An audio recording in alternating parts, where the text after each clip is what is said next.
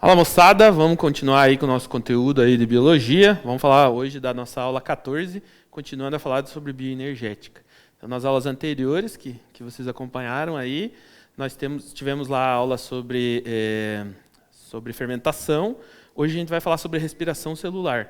Então, lembrando aí, né, que esse conteúdo é o conteúdo de bioenergética, das reações que nós temos chamadas reações acopladas, reações elas de síntese e de quebra, ou anabolismo e catabolismo, ok? Então, hoje, focando em respiração celular, beleza? Então, acompanhem com a gente lá, está na aula 14, ok? Bom, antes de falar diretamente, especificamente sobre a respiração celular, eu devo lembrar vocês que na aula passada a gente falou sobre a glicólise. A glicólise ela é a primeira etapa da respiração celular. Então a gente já explicou a glicólise, ok? Quem não lembra, dá uma voltada na aula anterior que está lá. Mas, puxando daqui, vamos lembrar o seguinte. A glicólise ela ocorre no citosol, tá? No citoplasma, mais especificamente no citosol da célula. A glicólise ela vale tanto para a respiração celular quanto para a fermentação. Só que no caso da glicólise, o rendimento em ATPs ele é baixo. Você investe, né, a célula investe 2 ATPs por uma molécula, investe 4 ATPs para uma molécula de glicose, né, ativa essa molécula. Ao final do processo de glicólise, você tem a quebra dessa molécula em 2 moléculas de piruvato, rendendo 2 moléculas de ATP, ok? Tranquilo? De boa? Tá? Então, eu falei o contrário, gente. Você gasta 2 moléculas inicialmente, depois da quebra são produzidas 4. Ou seja, paga aquelas 2 investidas e sobram 2 moléculas de ATP. Mas isso é só vocês voltarem na nossa aula anterior, que está explicadinho lá a glicólise. Fato. De agora em diante, nós vamos falar das outras 2 etapas da respiração celular. São elas o ciclo de Krebs e a cadeia transportadora de elétrons. Tá? Por que tem uma mitocôndria aparecendo aí para vocês? Porque, depois da glicólise, essas outras 2 etapas ocorrem exatamente nessa organela, que é a mitocôndria. Beleza? Então vamos lá. Para vocês relembrarem a mitocôndria, está aí uma figura boa, bem didática, de uma mitocôndria em corte. Então ela tem uma membrana externa, uma membrana interna, sendo que essa membrana interna ela é toda dobrada, toda recortada, como vocês estão vendo ali. Essas dobras formam o que nós chamamos de cristas mitocondriais, que está marcado aí para vocês. Tá? Nas cristas mitocondriais vai ocorrer uma boa parte desse processo que eu já vou explicar para vocês. Agora, reparem também que entre a membrana externa e a membrana interna tem um espaço, tá? Tem esse espacinho, e esse espaço é chamado de espaço intermembrana ou espaço intermembranoso, se vocês preferirem. Dá uma olhada ali. Então ali tem um papel importante nesse processo chamado respiração celular, ok? Então, tá aí a mitocôndria. Passando então, nós temos aqui nós temos um resuminho aqui das reações, né? Então vamos começar lá em cima, lá onde tem o Sol. Veja que a energia solar está chegando no cloroplasto, lá nos seres vivos que são fotossintetizantes, tá? Chegando ali essa energia solar, energia luminosa, junto com água e junto com gás carbônico, vai ocorrer a fotossíntese e vai produzir os carboidratos, os açúcares, né? Então, transformação de energia luminosa em energia química na forma de carboidratos. Tá ali, ó, C6H12O6, mais o oxigênio que é liberado para a atmosfera através do processo de fotossíntese.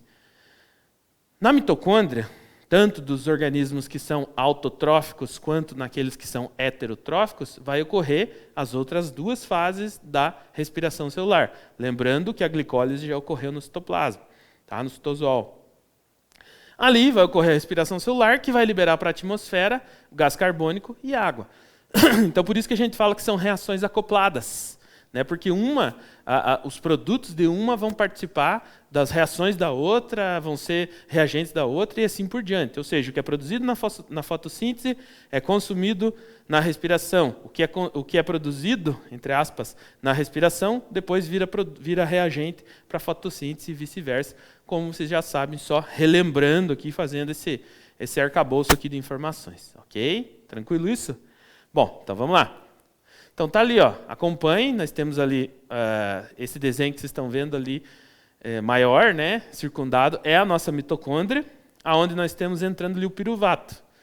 Então, olha ali, ó, glicólise, acompanha ali comigo, glicólise, depois ocorreu a quebra da molécula dessa glicose. Glicose, gente, vale lembrar vocês que é sempre o açúcar utilizado pela célula para respiração. Pode ser, nesse caso, estamos falando de respiração celular, mas se fosse o caso também da da fermentação, também seria o açúcar que seria utilizado, seria a glicose, tá? Então, ó, quebra da molécula da glicose, liberou 2 ATP, gastou primeiro 2, tá? Depois produziu 4. Então dá um saldo de 2 ATP. É pouco, gente. Uma molécula de glicose rende muito mais energia. Muito. Só que a célula precisa ir liberando essa energia aos poucos. Ela não pode liberar de uma vez só, né? É muita energia contida em uma molécula de glicose para uma célula. Então, para ela conseguir, por isso que ela tem que passar por esses 3 processos: glicólise, ciclo de Krebs e cadeia transportadora de elétrons, ok? Tranquilo? Bom, esse piruvato, agora ele vai entrar na mitocôndria, que é o que está representado aí, tá? Para entrar na mitocôndria, ele vai se transformar numa molécula chamada acetilcoenzima A, ou acetil-CoA, ok? Então tá ali, ó, piruvato, entrou acetil-CoA. Quem entra no chamado ciclo de Krebs, que também é chamado de ciclo dos ácidos tricarboxílicos e tal, é esse acetil-CoA, beleza? Qual que é a função? Aqui a gente está dando uma visão geral. Qual que é a função básica desse ciclo de Krebs? Produzir 2 ATP, mas também não é grande coisa, tá? É pouquinho. Mas o que ele produz ali? Ele produz NAD, né? E produz FAD, que é tinha um professor meu que chama de poder redutor. O que é esse poder redutor? O NAD e o FAD, eles são transportadores, ou melhor, são aceptores intermediários de elétrons.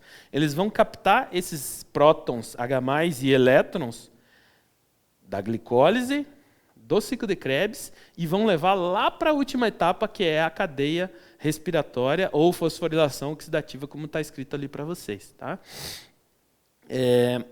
Por quê? Porque lá, como diz o nome, cadeia transportadora de elétrons. Quais elétrons? Esses elétrons que estão vindo da glicólise e do ciclo de Krebs. Okay? Então, eles vão ser transportados para produzir uma maior quantidade de ATP, 32 ou 34. E aqui eu vou fazer um parênteses para vocês. Tem uma briga, não sei se não posso dizer que é uma briga, mas tem uma discussão enorme com relação a quantos ATPs rende uma molécula de glicose. Existem autores que falam que é 32, existem autores que falam que é 34, existem autores que falam que é 36, existem autores que falam que é 30. E agora?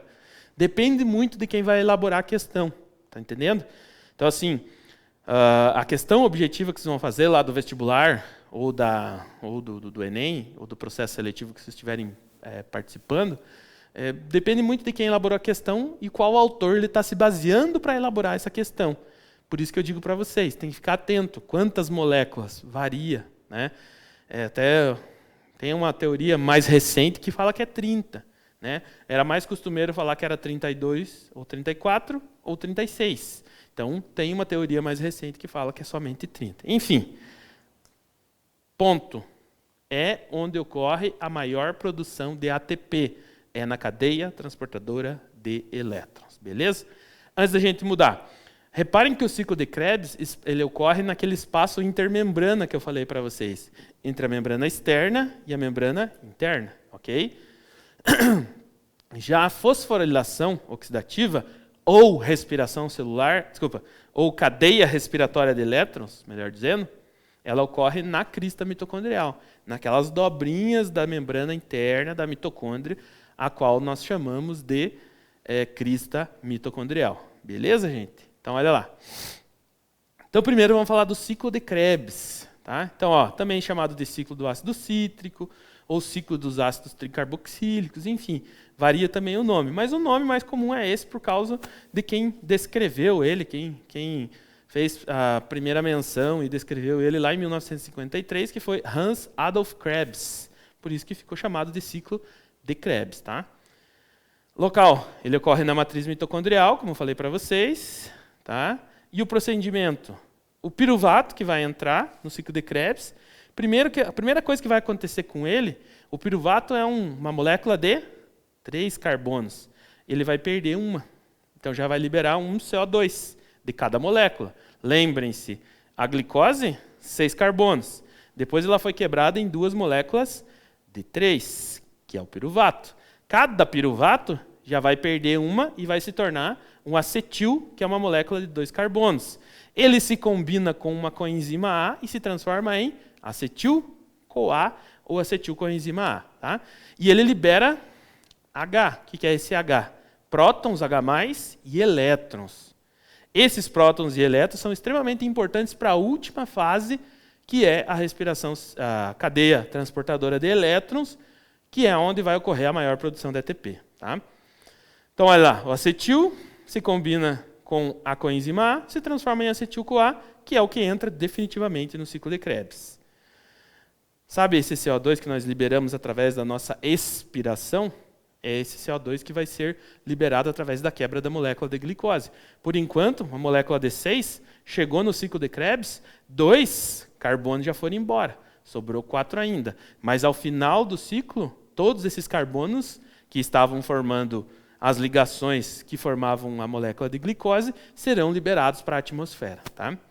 Então, olha ali que eu falei para vocês, liberação do CO2, ATP, mas é pouquinho ATP que é gerado no ciclo de Krebs. O que interessa mais, NAD e FADH2, que são aqueles aceptores intermediários de elétrons que a gente falou na aula passada no processo de glicólise. Então, aqueles aceptores que foram gerados na glicólise, mais esses aceptores que estão recebendo elétrons e prótons aqui no ciclo de Krebs, agora vão ser encaminhados para a última etapa, que é a cadeia transportadora de elétrons.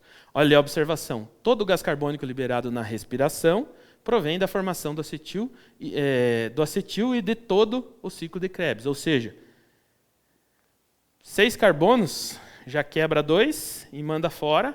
Depois do fim do ciclo de Krebs, o resto dos 4 carbonos também vão ser eliminados, vão ser descartados para a atmosfera. E é esse carbono que está aí, ó, que está na faixa de 0,03% do ar atmosférico. Beleza? Então, olha ali, gente. Tem um resumão aí para vocês verem o ciclo de Krebs. Então, ó, tem a célula, a mitocôndria, o ciclo de Krebs. Reparem ali onde está entrando o acetil-CoA. Tá? Vou pedir para destacar para nós aí essa figura maior, para vocês prestarem atenção. Tá? Então, ó, tá vendo o acetil-CoA onde ele está entrando e as flechas estão puxando tudo em um sentido? Por isso que ele é chamado de ciclo, né? Porque sempre ele se renova as moléculas. Então, acompanhem comigo ali o seguinte. Ó, entrou ali, né, no ciclo de Krebs, o acetil-CoA, depois ele começa a liberar o CO2. Daí você vai me dizer assim, ó, mas, professor, você falou que o acetil-CoA é uma molécula de 2 carbonos. Como é que ele está aparecendo 6 carbonos? Mas ele estava vindo, antes disso, estava chegando para nós uma molécula com 4 carbonos. Está entendendo? Então, ela chegou uma molécula de 4 carbonos, se combinou com acetil-CoA, que é de 2. Ou seja, formou uma molécula de 6 carbonos de novo. Agora, reparem que ele já perde. Ó, já perde um carbono ali, e depois, mais abaixo, ele perde mais um. E enquanto ele está perdendo esses carbonos na forma de CO2, para a atmosfera, ele está formando ali, ó, NAD+, se liga com 2 prótons H+, e se torna NAD mais H+. NADH mais H+. Tá? Embaixo, quando ele perde novamente carbono, ele liga de novo. NAD+, NADH mais H+. Está vendo ali? E libera mais carbono. Está vendo? Bom, agora ele já reformulou, ele voltou a ser uma molécula de 4 carbonos, que era o que tinha começado. Por isso o ciclo. O que acontece? Veja que está saindo ali ATP. Esse processo de quebrar essas ligações de carbono e liberar para a atmosfera também libera energia. Lembre-se que nós estamos falando de reações aqui de Lise, né? Reações de quebra. Quebra as moléculas para liberar energia. Liberou CO2 para a atmosfera, mas liberou energia também para formar o ATP, que vocês estão vendo ali, e também para formar NAD e FAD, que vão levar esses prótons e elétrons para a última fase. Beleza? Tranquilo? Então, formou aí fechou o ciclo de Krebs, gastou, digamos assim, tudo que tinha de energia no acetil-CoA, mas essa energia foi usada para fazer esse ATP, mas também nós temos energia que está presa nesses aceptores intermediários, que são o NAD e o FAD. Beleza, gente? Continuando. Então, aqui finalizamos o ciclo de Krebs. Agora sim, vamos para a última etapa, que é a cadeia respiratória, também chamada de cadeia transportadora de elétrons. Tá? Função, formar ATP. Tá, mas as outras duas também tinham função de formar ATP. Não só isso. Também elas tinham função de formar o poder redutor. O que é esse poder redutor? Ligar prótons e elétrons àqueles aceptores intermediários de elétrons. Por que a gente fica falando de aceptores intermediários? Porque tem um aceptor que é o aceptor final, e ele vai participar agora na cadeia respiratória ou transportadora de elétrons, beleza? Quem é ele? É o oxigênio. Tá? Esses prótons e elétrons que foram captados da molécula de glicose até agora, lá no final, eles vão se ligar ao oxigênio para formar a molécula de água, beleza? Então, o que mais sobre a cadeia? Onde que acontece? Na crista mitocondrial. Procedimento. Então, fosforilação oxidativa. Por isso, cadeia transportadora de elétrons ou cadeia respiratória. Então, transferência dos hidrogênios por pelos citocromos, formando ATP e tendo como aceptor final o oxigênio e a formação da água. Vamos interpretar essa frase. Transferência de hidrogênio. Quais hidrogênios? Aqueles que estão sendo trazidos pelo FAD e pelo NAD. Pelos citocromos. O que é citocromo? São proteínas que estão formando a membrana, né, estão presentes na membrana da crista mitocondrial ou da membrana interna da mitocôndria. Tá? E, ao final desse transporte de elétrons, nós temos, fechando com a produção do ATP e a ligação desses prótons e elétrons ao oxigênio para formar a molécula de água. Tá? Observação, o rendimento energético para cada molécula de glicose é de 38 moléculas de ATP. Viu que eu falei para vocês? Dependendo do autor, por isso que eu faço questão de colocar em algum momento 34, 36, 38, porque exatamente tem essa bagunça. Eu sei que ele parece confuso para vocês, mas é exatamente para que vocês tomem cuidado, né? Que às vezes ele pode até querer te pegar numa questão aí falando da quantidade. Mas eu acho pouco provável disso acontecer. Fato é, você tem que saber que a cadeia transportadora de elétrons é a fase que mais rende ATP. Ponto. Tá? Tá aí ela. Ó. Esse aqui, inclusive, é o desenho que vocês têm lá na apostila. Então, reparem ali. Ó, nós temos a membrana da crista mitocondrial, tá? Em membrana interna. Nós temos o interior da membrana, que é a região da matriz mitocondrial, e temos o espaço intermembrana. Reparem que nessa membrana nós temos algumas proteínas ali. Essas proteínas são os citocromos, ou são as proteínas que são as transportadoras de elétrons. São essas proteínas que vão pegar os elétrons e vão passando de uma para outra. Está entendendo? Então, reparem ali, ó, chega o NAD, né, NADH, e o FADH2. O que ele libera para essas proteínas? Os prótons H+, e os elétrons. O que acontece com os prótons H+? Eles atravessam e vão para o espaço intermembrana. Está vendo ali? Espaço intermembrana. O que acontece com o elétron? É passado para outra proteína, que passa para outra, que passa para outra. Esse é o transporte de elétrons. Gente, é esse transporte de elétrons que vai criar um gradiente de concentração, um gradiente de cargas praticamente, e que vai fazer com que todos os prótons H+ atravessem esses transportadores e vão para esse espaço intermembrana. O que vai acontecer nesse espaço intermembrana? Ele vai ficar lotado, cheiaço de prótons H+. E a concentração aumenta e eles têm que voltar. Eles voltam por onde? Eles voltam por essa última proteína que está ali, essa cor-de-rosa que vocês estão vendo ali. Como é que é o nome dessa proteína? ATPase, ou ATP sintetase. Quando esses prótons voltam para a matriz mitocondrial, eles retornam pela ATPase. O que essa ATPase faz? Ela é como se ela girasse. Ela gira e liga um ADP a um fosfato e forma ATP. Está entendendo? Então, o que é a energia? O que é o fluxo energético que faz com que haja a síntese da ATP, a ligação do ATP? É esse retorno dos prótons H+, pela ATPase, fazendo com que haja essa ligação e produza uma quantidade aí maior de ATP. Ok? Esse é o processo chamado cadeia transportadora de elétrons. Beleza? Bom, visão geral desse processo respiratório, de tudo que a gente falou. Então, lá no citosol, no citoplasma, o que acontece? Entra a glicose, uma molécula de 6 carbonos, já vai produzir 2 ATPs, 2 NADs, NADH nesse caso, e 2 piruvatos, que são moléculas de 3 carbonos. Bom, esse piruvato vai entrar na mitocôndria. Na mitocôndria ele vai entrar no ciclo de Krebs, só que para ele entrar no ciclo de Krebs, ele tem que perder um carbono, cada piruvato perde um carbono, se transforma numa molécula de 2 carbonos chamadas acetil-CoA. Esse processo também produz 2 NADH. Então, vai agora para o ciclo de Krebs. Ao final do ciclo de Krebs, são liberados mais 4 gases carbônicos para a atmosfera, 2 ATPs que são produzidos, igualzinho na glicólise, então sem muita novidade, 6 NADH, 2 FADH. O que vai para a fase final agora? Aqueles NAD e FAD produzidos anteriormente, né? Um total ali de 10 NAD e 2 FADH2, e vão para a crista mitocondrial participar do processo de cadeia transportadora de elétrons. Nesse processo são gastos 6 oxigênios.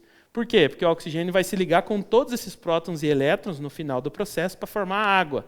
E aí 32 ou 34 ATP e mais 6 moléculas de água. Então aqui nós temos uma visão geral do processo de respiração celular. Essa é a forma que os organismos aeróbicos quebram a molécula de glicose para extrair toda a energia que está presa nele e produzir ATP, liberando para a atmosfera CO2 e a água. Beleza, gente? Tranquilo isso? Então, fechamos aqui essa parte e vamos para os exercícios que vocês têm aí na apostila. Tá? Então, exercício número 1 aí destacado para vocês. Tá? Então, o exercício tem assim, ó, identifique a organela celular mostrada na imagem, assinale a alternativa correta sobre ela e a sua atividade. Facílima essa, mas vamos lá. É uma estrutura exclusiva das células animais relacionadas com o fornecimento de energia? Letra B. As projeções internas são denominadas cristas e nelas situa-se a cadeia respiratória? C. No material localizado entre as cristas ocorrem os processos de glicólise? D. Todas as organelas desse tipo encontradas na célula foram recebidas exclusivamente do gameta masculino? E letra E. Apresenta DNA próprio, mas esse não tem nenhuma importância para o funcionamento da organela. Então, correta é a letra B. Vamos descartar as outras ali. Na letra A. É uma estrutura exclusiva das células animais? Não. Você tem também mitocôndrias nas células vegetais e em outros organismos. Então, não é exclusiva. C. No material localizado entre as cristas ocorre processo de glicólise? Não. A glicólise ocorre no citoplasma, no citosol. Tá? Letra D. Todas as organelas desse tipo encontradas na célula foram recebidas exclusivamente do gameta masculino?